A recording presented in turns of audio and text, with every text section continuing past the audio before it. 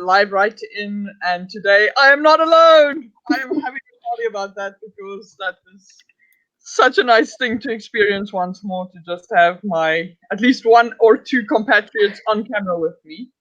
So I want to say a special thank you and a hello to Maggie and Maria. So I'm going to just say, Maggie, why don't you just introduce yourself, because you're at the top of the feed today with me. Okay. Yeah. So I'm Maggie.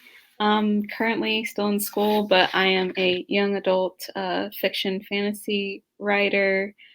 I like writing novels more than anything else. I don't like short stories, which Maria, that's hard for me. Yeah. But yeah.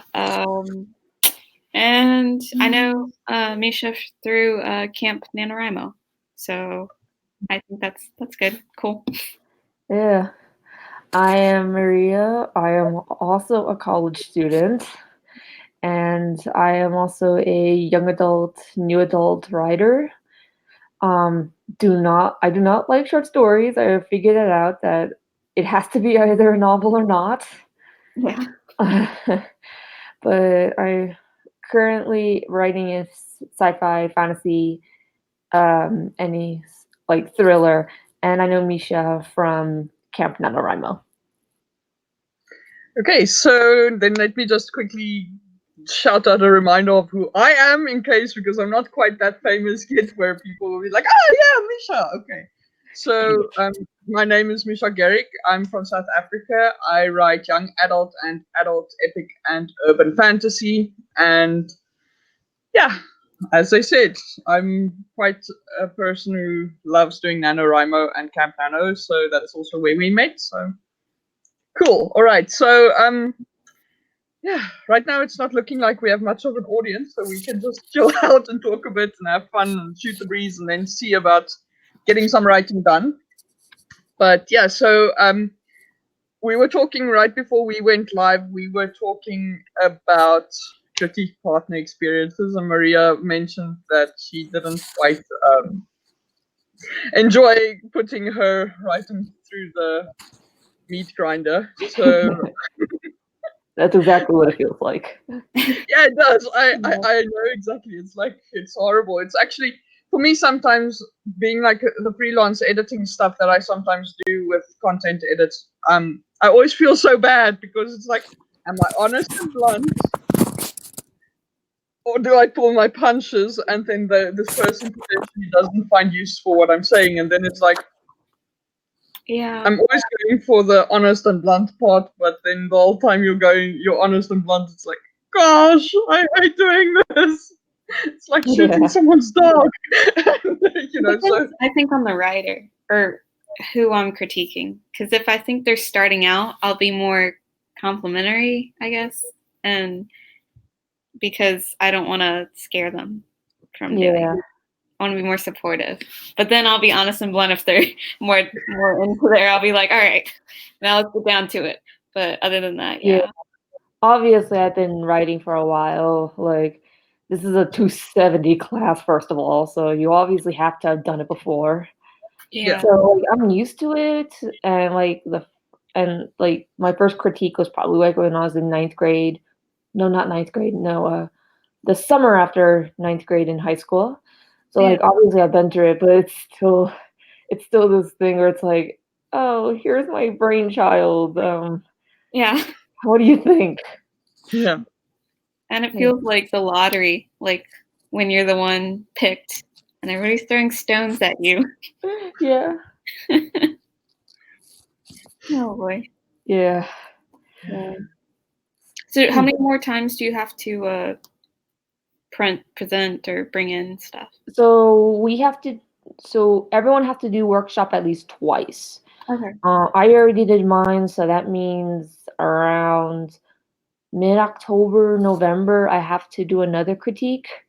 So that means I have that much time to think of something else. Right. So, I mean, in all honesty, the short story was kind of a word vomit because I was like, I don't know what to write. And then I was like, oh, I could write about this side character for one of my main projects. yeah. So I was like, that can work. And that's make me now. Well, I am now in a position where I'm like, now I kind of want to change the POV of my main project because I like her as a character better. And in the other project, it's like just two characters that are like just switching off POVs. So I'm like, maybe? I don't know. I don't know. Yeah. Maybe you'll have to test it, I guess. Write some pages of the main story in that point of view and then see whether or not it actually feels like something Yeah. with. That's what I'm thinking about doing for our sprint. I'm thinking about just writing in her POV Yeah. and then see if I like it or not. I mean, it is the first draft. True. So That's cool. Yeah, it's also it's always a nice part about doing a first draft is just getting that idea of, you know, anything goes, because if something goes wrong, you can take it out later or whatever. So it's always handy to know. Oh yeah. Yeah. So for interest's sake, because now Maria actually mentioned what she's going to be sprinting today, what will you be working on, Maggie? I don't know if I'll be writing, but I got back this thing about some data reading on a piece that I've been working on. So I'm gonna read through those comments and then see if I have the courage to start editing. So we'll see like where I am at that, or I'll just plan out what I'm gonna do. Cool. Cool. Yeah. I'm going to be writing a communications plan. Yay! I mean, Yeah, it's earning money, so it's fine. Yeah. It's always a good thing. So one of these days, I will actually have a Saturday where I can actually work on some writing. Gosh, I'm actually getting there. It's actually funny to think about, but I just looked at my to-do list, and for the first time in ages, I have like under 10 things to get done. So as soon as this is done, I'm actually going to have like stuff. My schedule is going to actually really open up for the first time in like 8 months. So that's going to be really nice. I'm looking forward to it. But Good. yeah. But other than that, yeah. By the way, just advance warning, if I start going completely random today, it's actually the exhaustion from the past week catching up with me. So because my impulse control is not quite what it should be. So That's fair. you're good. all right, so yeah. Now I back to the critique partner conversation we were having earlier. Oh yeah. Was yeah, it's for me also when I send out my work, it's something I've been doing for almost 10 years now. Because the first time I got critique partners for anything I wrote was in 2010.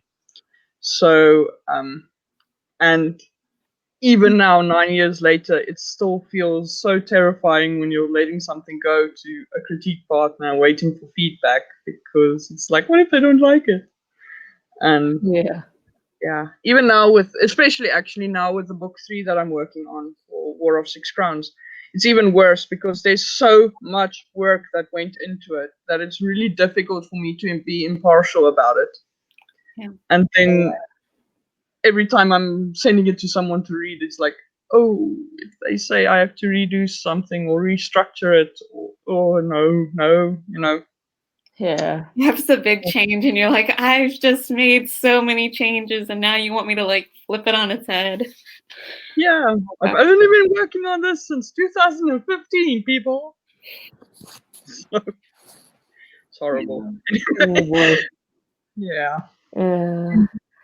And then besides the critique, I remember when I turned it in on Wednesday, I was talking to one of my friends who she wanted to critique it as well. And so I already had like three leftover copies. So I was like, okay, you could have one. And honestly, talking to her made it a little bit better because she was a little bit more blunt, but at the same time, I knew what she was doing. Yeah. And we were already in the agreement of like, okay, if I have anything written, then you feedback it, and if you have anything written, then I feedback it. So like, I kind of knew where she was going with this, so like, it was a little bit easier for me to take that critique in. And then I also sent it to another girl that I know who was maybe a little bit more blunt.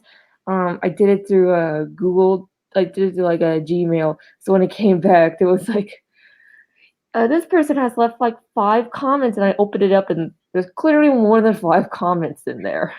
Mm. And like, but it still made sense. And I was like, yeah, I know it's not bad.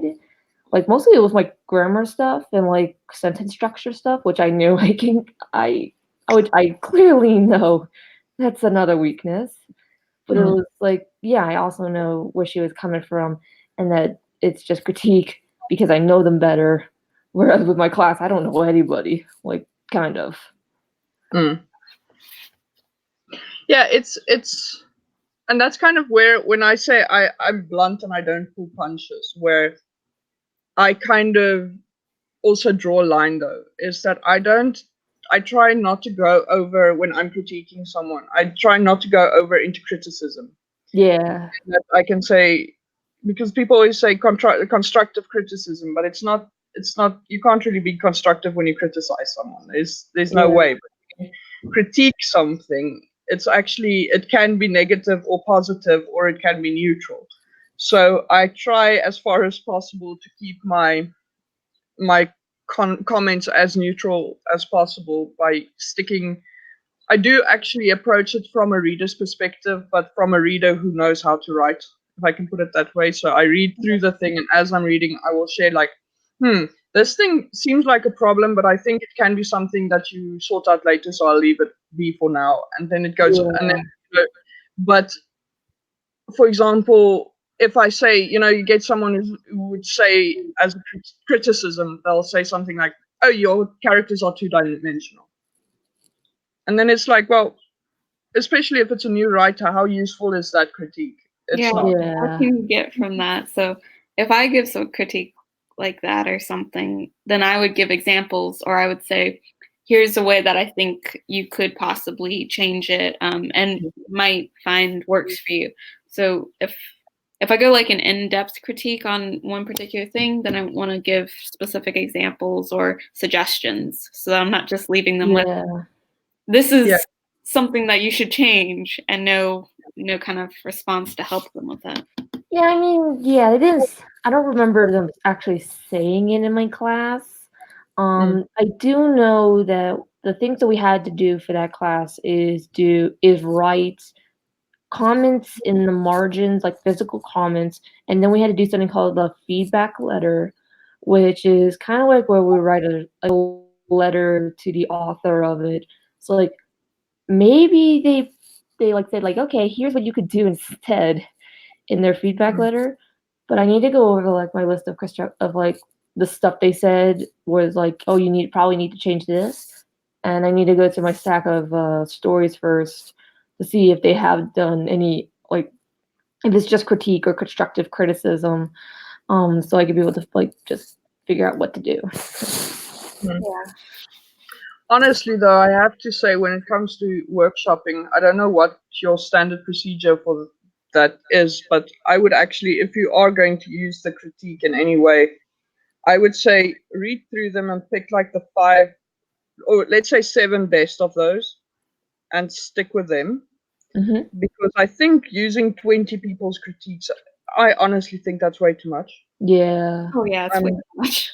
Yeah, I mean, less than 5 would be too little, but more than 10, I think, is like, Yeah. And even like Stephen King and guys like that, they say you have to use a lot of critique partners, but per round, you don't really use that many at a time, because you want enough to get like a consensus of what people are saying. Like, if someone is just saying, listen, I don't like this, then it might just be personal opinion. But if 7 people say, listen, this is a problem, then you're like, okay. I think another thing that I had was that I didn't have a physical copy of my story. So like people were saying like, who is this or who is that, or like stuff there. I was like, did I write that in the story? And like my professor was like, oh yeah, you wrote this one part, but then it was like getting to the point where I was like, I feel like I don't know my story, or like maybe people aren't reading it that well, because I'm like, I think I wrote it. Yeah. But then I don't have that copy with me, so I can't go back and like look at what they're looking at and go, hey, I wrote it. So it was a little bit frustrating because this one girl kept on talking about something, and I was like, hang on, I thought I wrote that in there. Like I could have sworn I wrote that in there. Yeah. Well, I remember in my writing classes that people would have arguments over someone else's writing about what was included and what wasn't, because people do miss those things. And so in my classes, like somebody would kind of like champion the writer, and they'd be like, no, wait a second, they actually did put this in, let me show you where. And then everybody would like dissolve into an argument over it. So it's kind of funny, but yeah, I think sometimes people they're reading a story, it's for a class. They might enjoy writing, but at the same time, like their mind's probably in 100 other places. Oh yeah. Stuff a lot. Yeah. No, absolutely. I think it's sometimes it's kind of a thing that could be both. Like either the person didn't pay attention, or it's just something like, for example, that happens, and that's something to look out for. For example, if someone's querying something that seems to be missing, it's not necessarily missing, but it might just be that it's revealed just a tiny fraction of a paragraph too late. Yeah. Because that's actually something that I've picked up, like from my writing experience, was just that if you're trying to basically create like a picture in someone's mind. So the moment you leave something up to the reader, their brain kind of just goes and fills in the blank. And then later on, if you suddenly reveal something important about it, then, for example, someone's a redhead, then suddenly it's a very obvious, gosh, why is this person now suddenly redheaded? But it's not that you ever said that they're not redheaded, but it's just that you never specifically mentioned that they were when the person was creating this mental picture. So that contradiction automatically creates like that. I call it like a hey wait moment. It's like, hey wait, that wasn't what you. And then you either have to go back to see where it was that you thought you read that someone. But it's annoying, but it's something I've realized is that information needs to go up early, not like in info dump form, but they have to be. It's part of a technique and a craft that writers actually have to learn, and it's not something I think there's a specific method to doing. It's just testing your audience and seeing their response, and then if you realize no, but they're missing it completely because it's not where it's supposed to be. It's really So random advice for the day. Sorry, you didn't want to hear it, but oh well. It's my channel, my rules. So. It is. No, but it's sometimes though people just make the strangest comments. Like even now, I've got like really good critique partners who will not be named, but that sometimes they'll say something in my in comments, and I'm like, what the fuck? Just sorry for the F1, but it's like literally like, where in the hell are they coming from right now? Yeah. Even now, it's not it's not like, because it would just be like one person who would pick up on something, and then it would just be like they'd write like a single note, like they'd assume that I'm immediately going to be on the same page. So I'm not even able to follow that line of reasoning or anything. Oh yeah. And then you're like one day, I was doing like a section. Maggie will know, they like my fantasy is a portal fantasy, so there's a hallway that's filled with doors, right? Yeah. And now I'm writing a descriptive paragraph about this hallway, right? Mm-hmm. And then my critique partner is like, okay, but can you use the word door only twice in this paragraph? And I'm like, it's a hallway, the name of which is literally the Hall of Doors, okay? So no, no, just no. But I mean, it's just stuff like that. And I can't understand what they're saying because it comes from that idea of don't repeat words needlessly. But that's not needless repetition, because there's no other really way to say door. Yeah, exactly. Yeah. There are no synonyms for portal or for door. There might be portal, doorway, but I mean, no matter what you do, it's still going to, it's either going to feel completely unnatural because it's a door, okay? It's not a portal, it's a door. Pulled out a thesaurus, and there's always different ways to say door. Yeah, exactly, but it doesn't feel natural. So then you're like, no, it's not going to work. But actually, but then I did kind of take it as a challenge, and I actually rewrote that section completely so that the description is actually like broken up across like, I think 5 or 6 pages or something. So then suddenly it's not doors, like 20 doors in a paragraph, but more like just little snippets, and that actually made a difference. And that's the Wow. thing, because that's actually sometimes the first time I'm like, what the hell? Come on, But then, and that's kind of also like a tip that I've always kind of told people is that when people critique me, even if I disagree, I might sometimes say, no, this was what I was trying to do, because then what I tell them is that if they think I didn't achieve that, then just please feel free to make suggestions as to how I can. Mhm. But other than that, I just say, thank you very much for sending me your critique. I will take it into consideration. And then I just don't say anything more until like a month later when I'm actually implementing the critiques. Because I have found that like that knee jerk, I don't understand what the hell you are talking about, is actually just an emotional response.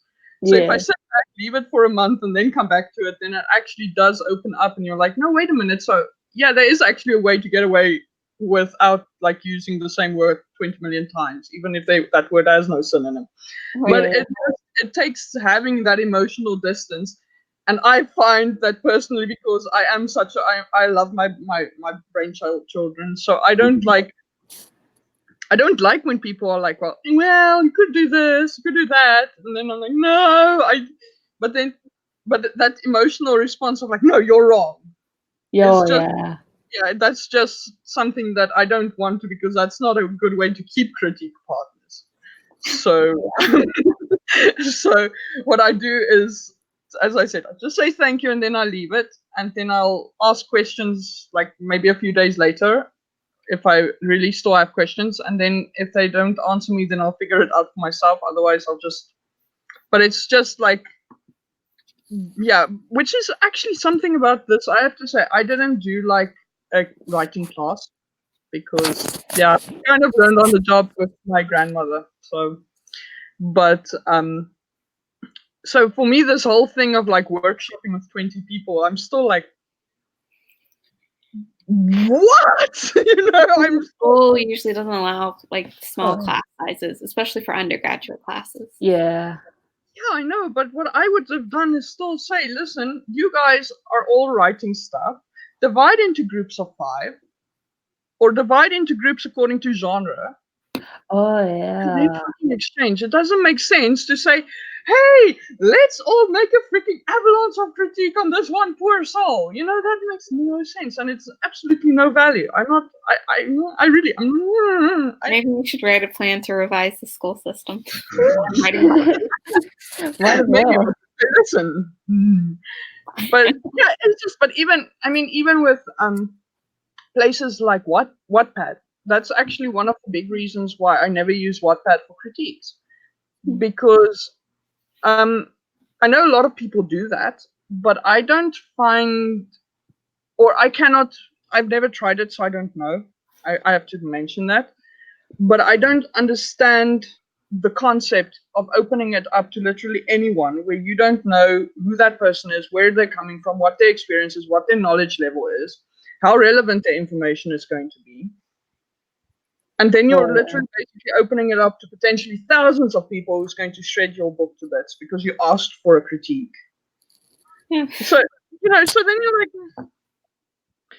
but it works for some people, I suppose, so I don't know. But I'm just like, no, I can't do that. I cannot do that to my baby. So I'm going to stick to my 20. I have like 20 to 30 people in total that look at my books before I publish them, Wow. but not at the same time, because that's, Yeah.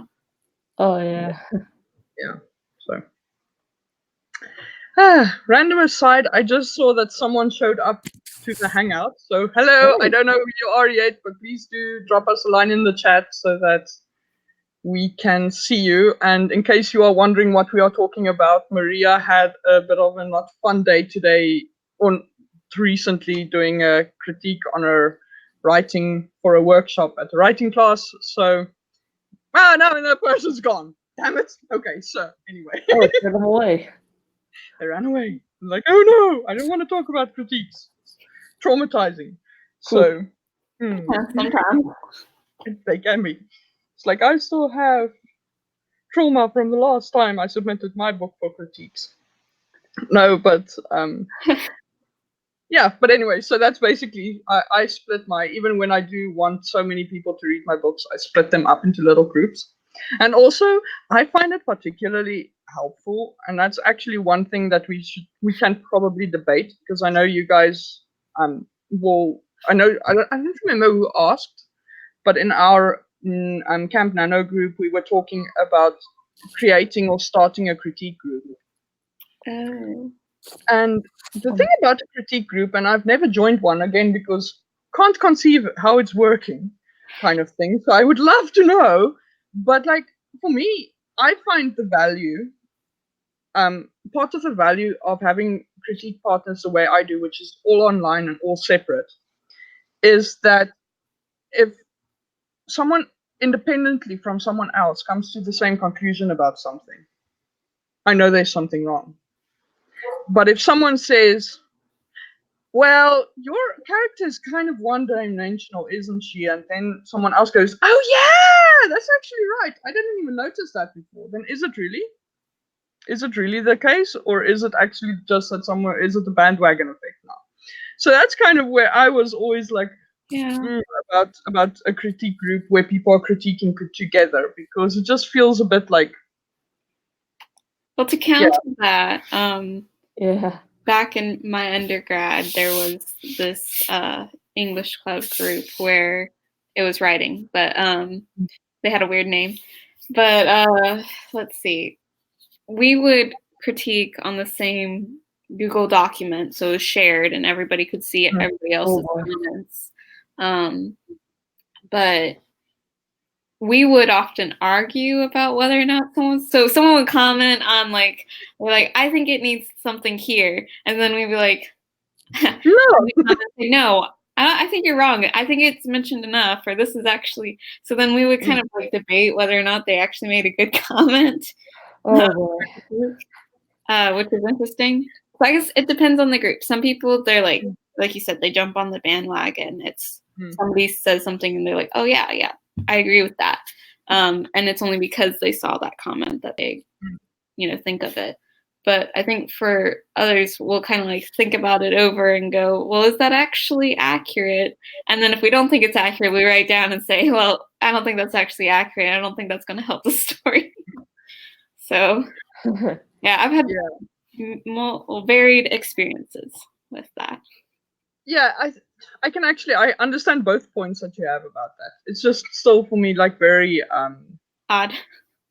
Yeah, but I'm also, I mean, I was one of the fortunate people that I kind of started writing before internet was a thing. Like, it was actually a thing, but it wasn't a big thing. So, like, online writing groups and stuff like that wasn't really anything of a concern to me yet. And so I got to find my feet and figure out, like, my,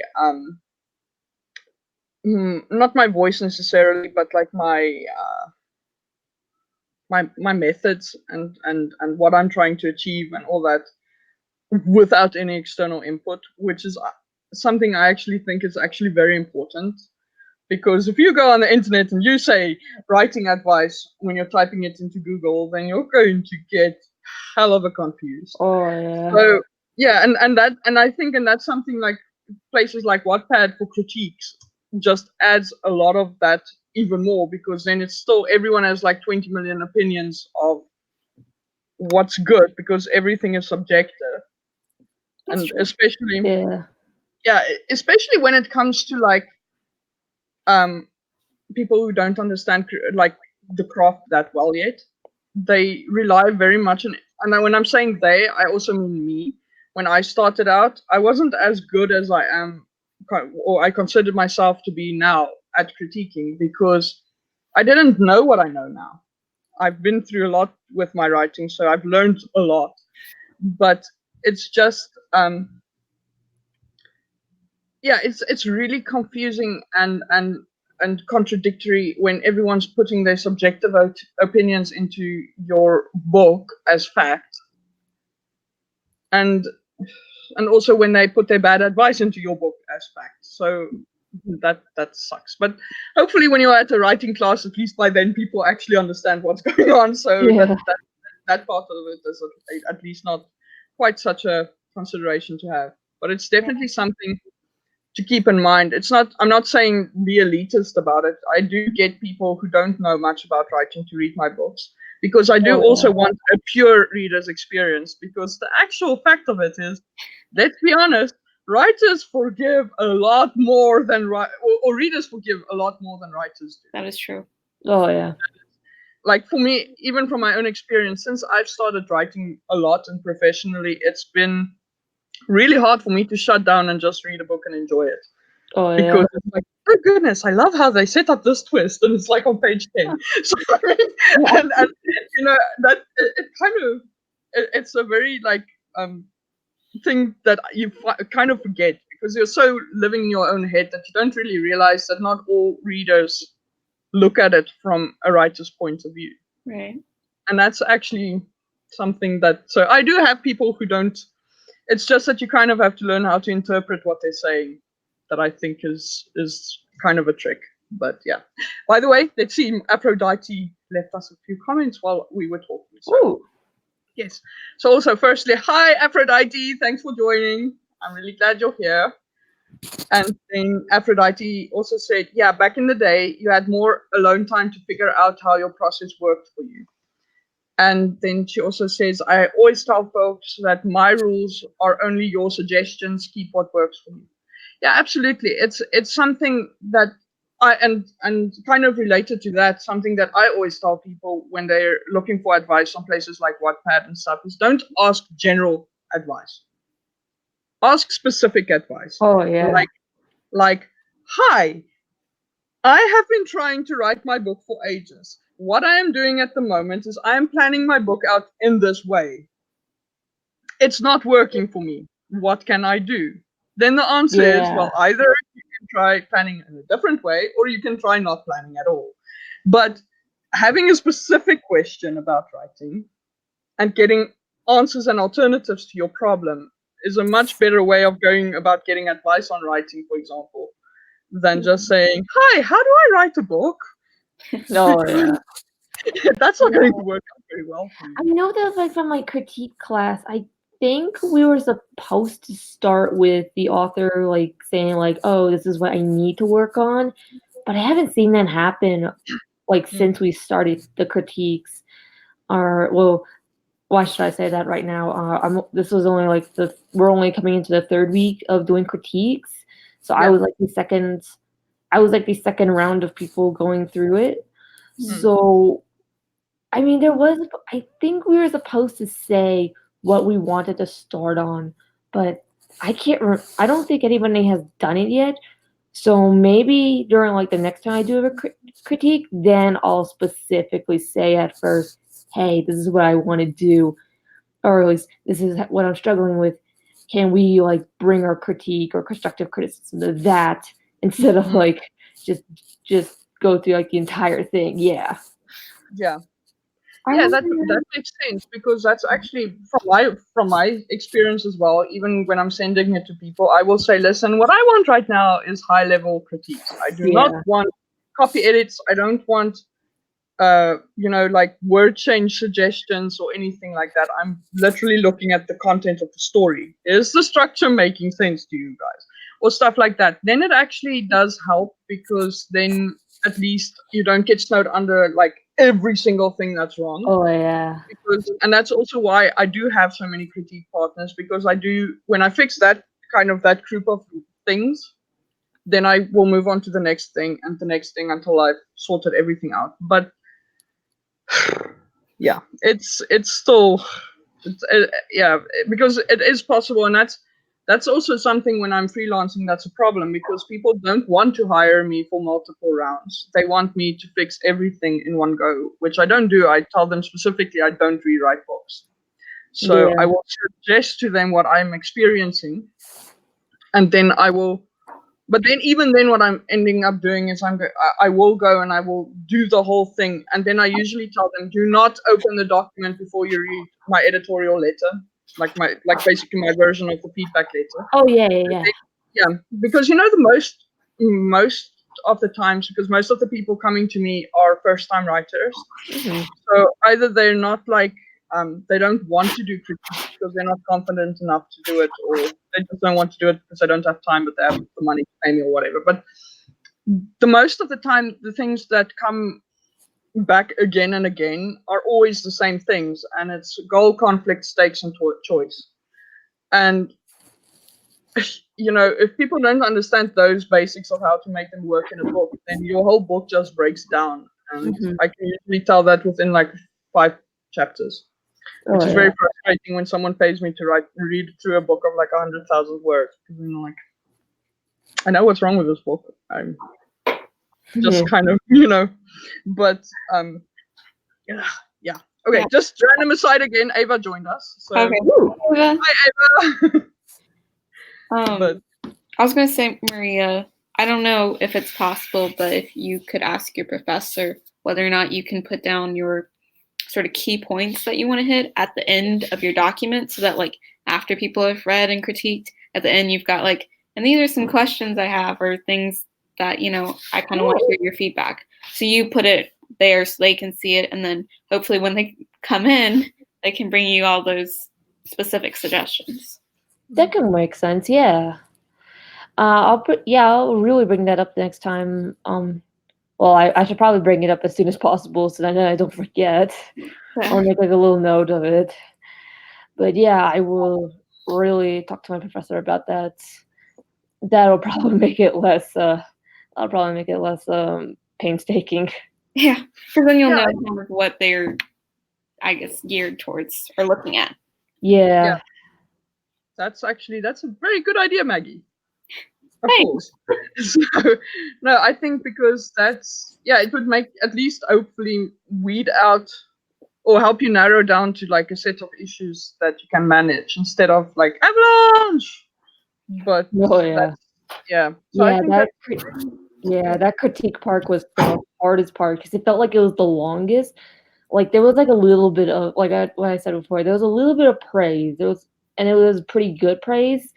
But at the same time, when it was the critique, like almost everybody had something to say about the critique, and I'm like, guys, just end it already. I get it. But you know what about what it is about critiques though that makes it that it's kind of that experience. Yeah. Is that if you think about it, in a book, you're not supposed to intrude as an author, right? Oh yeah. So when things work, they're not supposed to be visible. Oh. So you kind of have like a negative selection bias kind of thing going on, because no one's going to say, "Oh, well done on getting the pacing absolutely correct." Because if the pacing works, it's not supposed to draw attention to itself.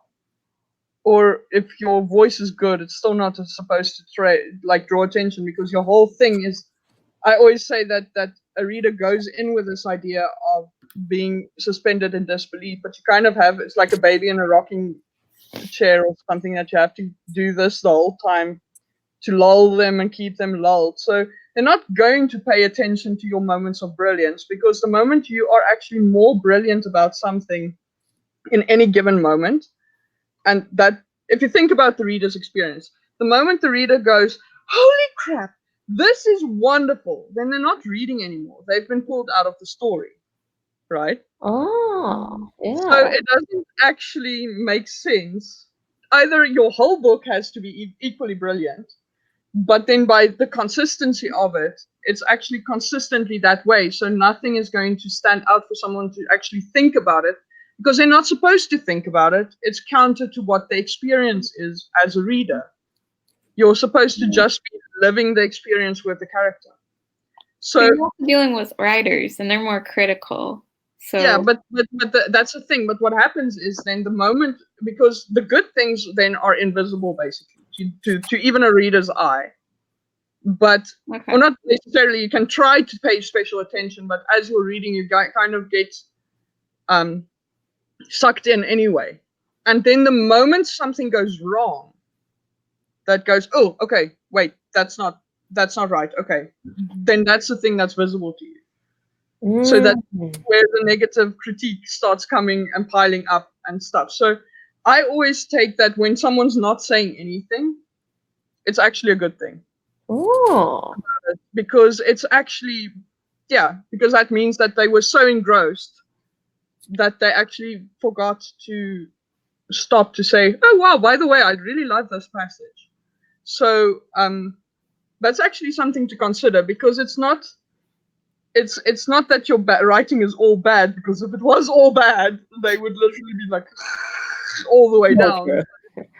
But it's just literally a thing of, and I know from my own experience, because I've had people who come back to me, because they sometimes do, when they realize how helpful the first round was, they do actually return. And they're like, but can you please just tell me what I did correctly this time? And then I'm like, yeah, sure. But I get so sucked in to reading the good parts that I don't actually remember to stop to say, by the way, this is really freaking good. Oh. Because it's literally, it's not the way that you're supposed to read, and you're that's always looking for the things that are wrong. Yeah, and even when you're not looking for the things that are wrong, when they are wrong, they're going to smack you between the eyes, if I can put it that way, because it's just so obviously like what I'm saying about the hey wait moment of going, hey wait a minute, this isn't what I pictured, or hey wait a minute, that doesn't make sense because you broke your own world's rules, or whatever. That kind of thing obviously is going to just instantly just so then obviously that's going to be the thing someone's going to comment on, because it's basically like taking that rocking chair and just throwing it over. So I think that's something to keep in mind, and that might actually help you kind of contextualize this whole thing of, it's so little positive but it's so many negatives. But it's literally, I think people don't really notice positive things about stories until the story's done, because then they'll go, oh wow, if a story is well done and it's edited and it's cleaned up and they get to the end and they're like, wow, I really enjoyed this story, I love the characters and it's so poetic, let me go back and highlight stuff that I like, or whatever. But most people, when they're critiquing, only critique once, including me. I just read through once, because I don't have time to go through it again unless someone specifically tells me, okay, please do it again, but after they've edited the stuff. But side note, I think Ava and Aphrodite have been busy in the chat. Lots and lots and lots. Yeah, okay, let's see. So that's where I was. So let's see. Okay. Aphrodite says, share your links, Maggie and Mariah, so I can subscribe if I'm not already. So. Oh, well, I'm not a YouTuber, or I don't think I have any subscribing, really. I'm on Facebook, Instagram, and I have a blog. That's all. I have Tumblr, Twitter, but I don't think you really want to follow those yet. They're all right, fair enough. Yeah, it's kind of, I'm giggling at it because it's kind of where I'm at with most of my social media. I'm like, well, I've got all these places to go to, but please don't go to them. That's literally what I said, like at my interview for a job as a communications manager, was like, yeah, I can do all these social networks, but please don't ask me to give you my own because they're pathetic right now, and I know it. So, but yeah, so just freaking funny how that works out. But but if you guys want, you can just send me like your links again over the Discord channel, and then I'll put it into the description, and we can do that. Cool. All right. And then let me just continue going over, because we got so stuck into writing or talking about all this stuff that we kind of I forgot to check the comments. So Ava says, I agree. A good book is read like a story or movie, not from a critic's eye. If the critic comes out, the good isn't good. It's just better than something else that's ruining the story. So that's also an interesting point of view. It's just, Yeah. and that's and related to that actually is something else that I want to also mention quickly. That I will mention quickly is that a lot of times, like when people really are, when there's something that's glaringly wrong early in the book, like in book 3, this happened to me too, because there's so much going on. So I forgot something, or I left something out and focused on something else. And that thing was so important that basically, even though these people know me and they've been critiquing my books, I think there's not one of them that hasn't already by this stage critiqued two of my books by now, right? Mhm. So they know my writing, and they know there's still that element of that trust was broken in the reading. So everything else down the book, as they go through the comments, was colored by that. Because then it's like, you left this thing out, or this thing doesn't make sense, and then that thing wasn't meant to make sense, but because they didn't trust my story anymore to be of good quality, in a sense, if I can put it that way, it basically meant that anything like that doesn't get a benefit of the doubt. And that also kind of colors the entire critique all the way through. So then what I kind of decided is, with regards to that, is that some things I agree with, those I changed, but now with the next round, I'm going to pay attention to saying, well, is this still a problem? Because if you read through the whole thing and the whole rest of the thing is good and the overall picture is good, these things probably won't even bother you anymore. Mhm. But if there's a big thing that's wrong, then the little things are just going to be like little needles being stuck into your eyes. So, it sounds silly, but it's really, reading is a lot like that. It's all like a system. And if one thing breaks down, the whole thing breaks down. And that's what you have to keep in mind, is that it doesn't mean necessarily that if people don't highlight the good things that they're not there. It's just that they didn't see them. Because that really happens. Yeah. So Ava also, let's see, continuing. Ava says, I read like a critic, but some books make me want to keep reading, Yeah, no, absolutely. Those ones I love. But, and also, even with movies and stuff, I struggle with movies even to keep watching them sometimes if they don't suck me in correctly, because if I don't get sucked in, my brain's just like, twist coming. Waiting for the twist there. The twist. So, but I like, because even the best books mostly are predictable to me. It's a very, very, very rare book that doesn't come out predictable. But the big thing about it is then, and that's actually a way that I write my books now as well, is that it's not so much about the twist, but it's about the experience of getting to that twist. So even if someone sees the twist coming, then it's still going to be tense to them, because they're like, you have to see this character, please, you have to notice this is coming, this is a bad thing, something like that. Then they still get involved and engaged and stuff in what's going on, but it's just different. And it kind of gives people space to do that, but people don't always do that in their writing. But that's the kind of story now that I enjoy, is where the experience of the story pulls me along instead of like the plot points. Because the plot points are nice, but I've broken them down so many times by now that if they actually stand out and they're too bare, and there's nothing about the characterization or the story that's just pulling me along to see what the outcome is, I don't care. Yeah. It's just, yeah. So. Well, Aphrodite agrees with you. Yeah. Yeah, Aphrodite also says, I get caught up in stories and find myself noticing stuff at the same time. Yeah, it's the same. I also do that, but because of the fact that if a story is really well written, I've discovered that having the twist revealed to you should actually not ruin your experience. Mhm. Because I think many people actually put too much emphasis on twists, and then the result of that actually ends up being that it doesn't. In the moment then the twist kind of gets figured out by the audience, then the story's just not there, because the story was all about the twist. Let's see. Okay, just going quickly now. Let's see. Stephen King's writing. Ava says she loves his writing. I don't love his genres or his endings at all, but his writing is good. I honestly, I'm going to reveal something. I've never read anything by Stephen King except for on writing. So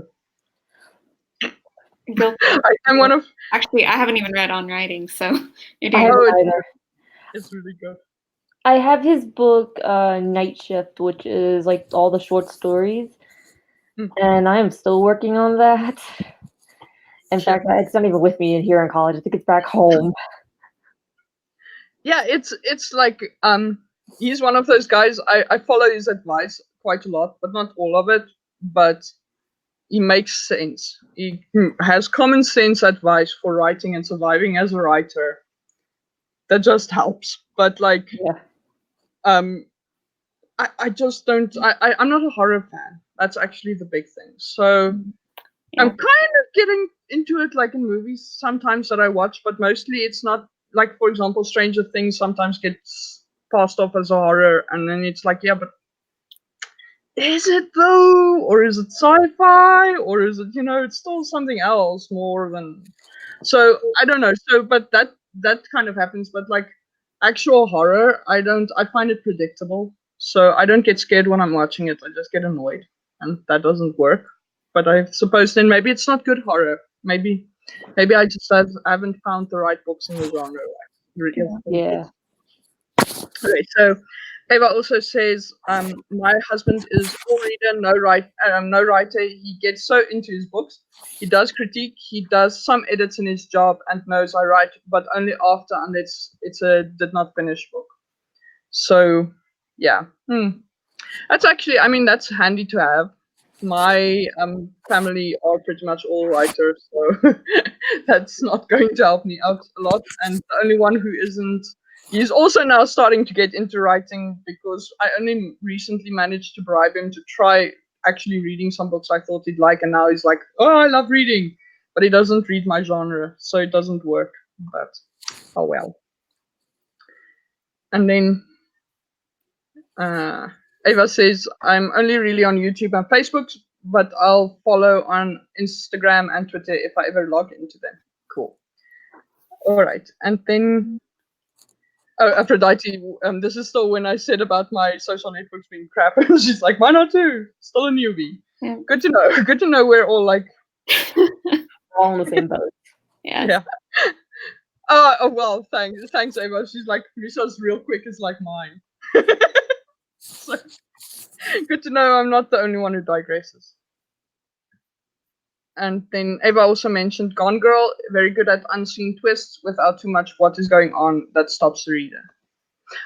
That's one of my to be read books. I really need to read it because I love the concept of it, but I just never had the time to read it yet. It's horrible to say. I've been hearing about it, and I'm like, yeah, I gotta get into it. And I'm like, no, I got like other books to read. Yeah, or at the moment, I've got books to write, work to do. Oh yeah. Yeah. Or better yet, I got homework to do, but I also want to write instead. Yeah, that's nice when you have a class for writing, because then you're like, well, writing is my homework, so. Yeah, and also, I mean, in my case, because I do now, I'm probably going to start. I recently actually got to the point where I realized that I'm actually feeling like I want to write, or not write. Right? I always feel like I want to write, but I feel like I want to read, because when your job is to do edits to people's books, you're being paid to read, which is awesome, but it's also not awesome, because then if you're being paid to read, what do you do to relax? And then it's not as fun, I've discovered. So that's something. But now, because my job kind of shifted away from editing, it's not on purpose, but just because of the nature of the contracts I've been getting, I've been more like content creation and stuff like that, which is now probably why my social networks are suffering, because it's like, I'm doing it to be paid. Am I really going to do this for fun right now? So, yeah. But now I'm like, I really want to read again, so I'm probably going to get around to that in the very near future. And then let's see. Okay, Eva, just talking about Stephen King again. She says she didn't finish most of his books. because she likes his like stories up to a point and then the ends suck. So apparently, according to her, and she finished Insomnia as a young adult, and then 11/22/63 a few years ago. I have to say, 11/22/63 is the one that I always wanted to write because it's the one about John F. Kennedy. So, and I've always thought that that's an interesting concept, but too many books, too little time. Yeah. Let's skip down to Aphrodite just commented. Yeah, let's see. Oh yeah, she says, my niece hates, like my niece is a chef but hates cooking for herself. Yeah, once you start doing what you love, sometimes it kind of takes the love away from it. Yeah, it's very like, yeah, it's like my dad's an electrician but tried to get him to change a light bulb. You know, it's like freaking impossible. But it's if you're doing it for most of your day, then you don't want to keep doing it when you're done. But yeah, it's actually it's interesting how that happens. So yeah. Right, so we've been talking for almost an hour. It's funny how time flies. So maybe since this is also a write-in, maybe we should consider, you know, I don't know, writing. Right.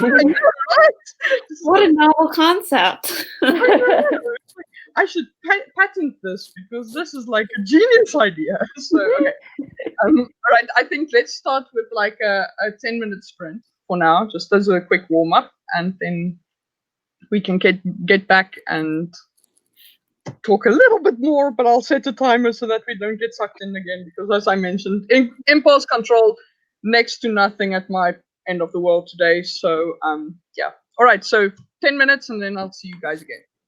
I'll count down from 5. So 5, 4, 3, 2, 1, and go.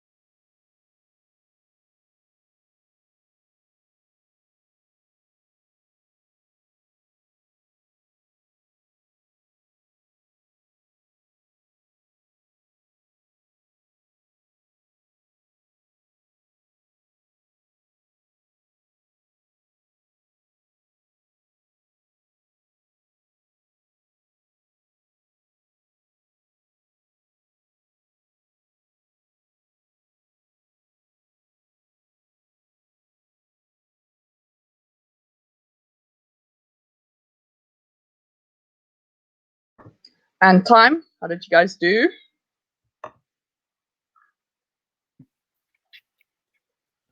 Well, I was just reading, so Nice. And you, Maria? I get 248 words. Nice job.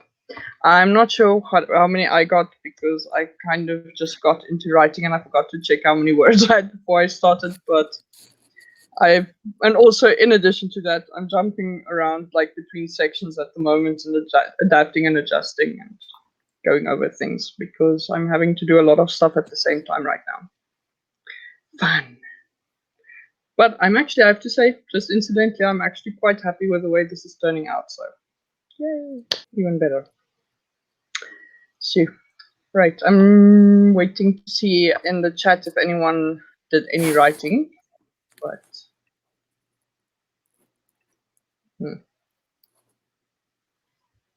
Aphrodite says, I did nothing.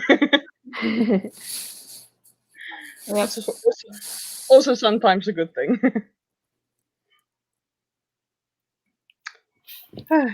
yeah, I did nothing too. So in that Yeah, way, but you're reading critiques, aren't you? Like yeah, comments, reading. or manuscripts.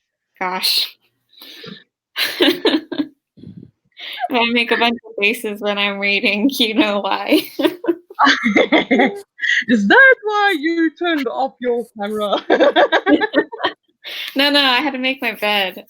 My came out of the dryer, but Okay. okay, I got one thing accomplished. Household chore thing. Good going. I have yet to make my bed, but then again, I'm on my bed right now. That's fair. I'm still under the covers, really. I have yet to make my bed, but my camera isn't aimed at my bed, so it doesn't matter. That's true.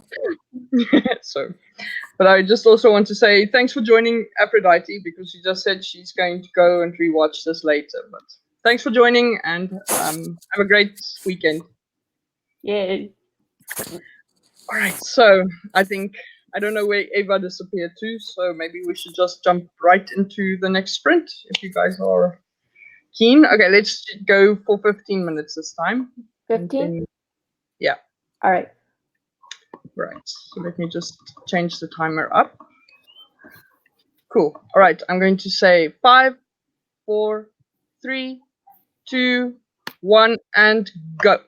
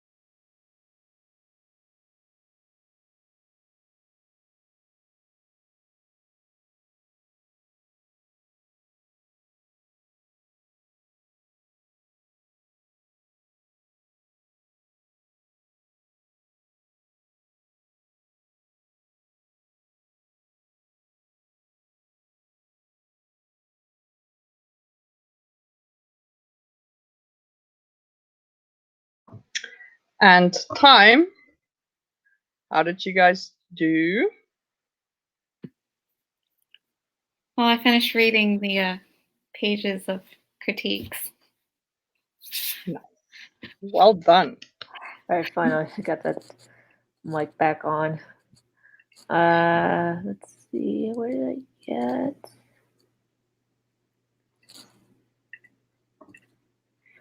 $314 words. Wow, nice going. Wow. Yeah. Yeah, I think I got like 100, a bit over 150 words, but I also edited like a little bit in between, which is actually a bad thing. But what's happening is that this isn't quite like fiction writing, so I keep writing things. I'm like, well, is someone going to understand how I'm saying this? And then I go fix it. So. Yeah.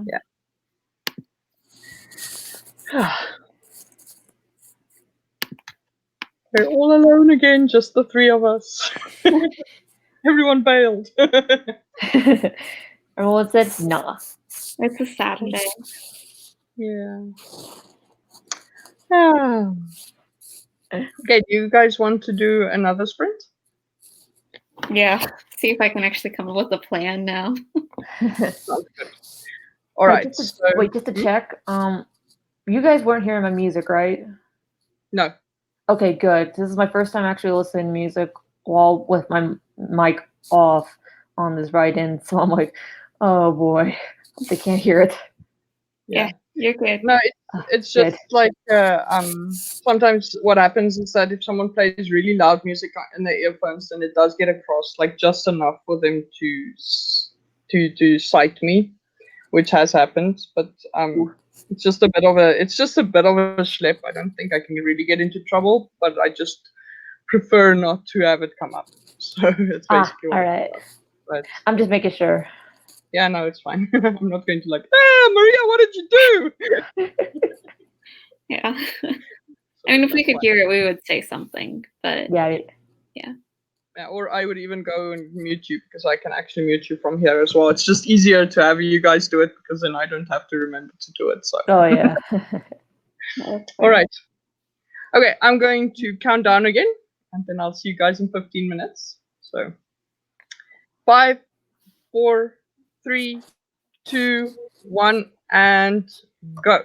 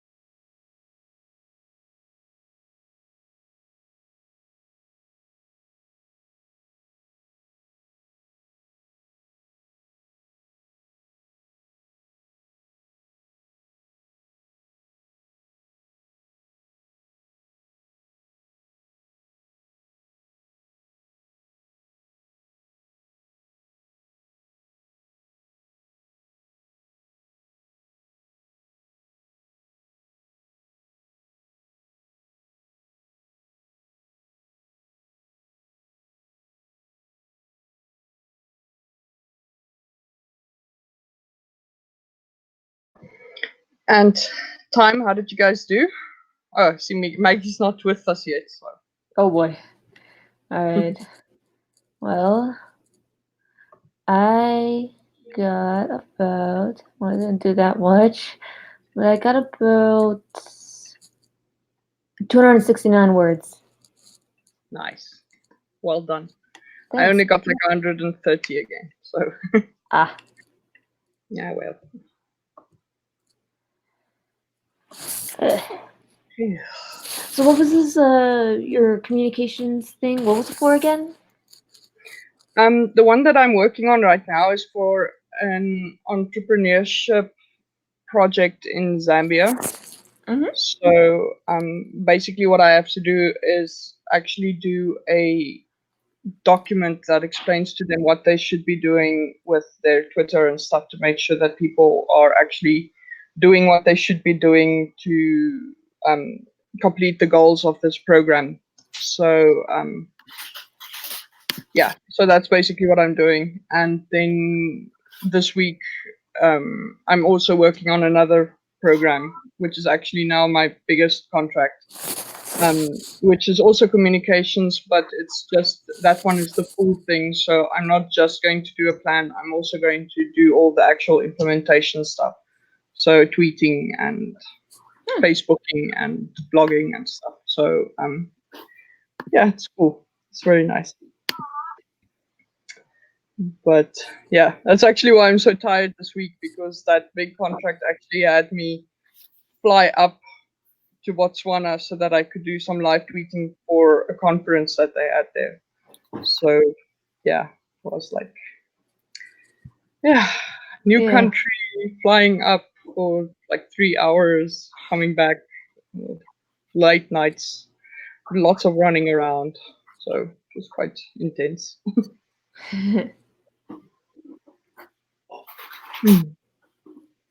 Sounds intense. It is. It's really, but the thing about it was also, what happened was that they had a communications manager for like 2 years, and then she left while they were planning this conference. So what happened was then that I basically got the confirmation that I got the job like a week before the conference. And then, but more than that, and then they asked me like on Thursday last week if I can go up to Botswana to replace this communications manager. So it was really short notice. So I didn't really even have like a firm grasp on the kind of communication they are doing or anything like that yet, because I'm actually supposed to sit down, read through what they are doing, what they've done, how far they are, what their aims are, all that kind of stuff before I can actually properly do like the social networking stuff. But they were just like, oh, by the way, here you go, sit down, have fun, so that was like, yeah, okay, it's kind of like me jumping onto a train, but it's like a speed train and it's not stopping. So yeah, it was that kind of feeling. But I think it was my first day, and like Facebook, which actually actively keeps people from seeing your stuff if you post it on their page, unless they engage with it, actually let like 6,000 people see like all the posts from that day. So I think for my first day, given how much I've had to think on my feet to make it work, I think I didn't do too bad. So yeah, but it wasn't just me. I actually had a little bit of help from someone who which was just as well, because we had so many things happening that we had to tweet about that I wouldn't have been able to do everything at the same time. So I'm really glad that I had someone else. So I don't want to take full credit, but it was kind of my strategy. I told her what kind of thing we want to post, and then we did that, and that worked. So Okay. yeah. All right, so question time. Do you guys want to do more sprints? I gotta actually go. I got a call, so I'm going into work early. So it was fun though. I'm so glad that we actually made meet up again.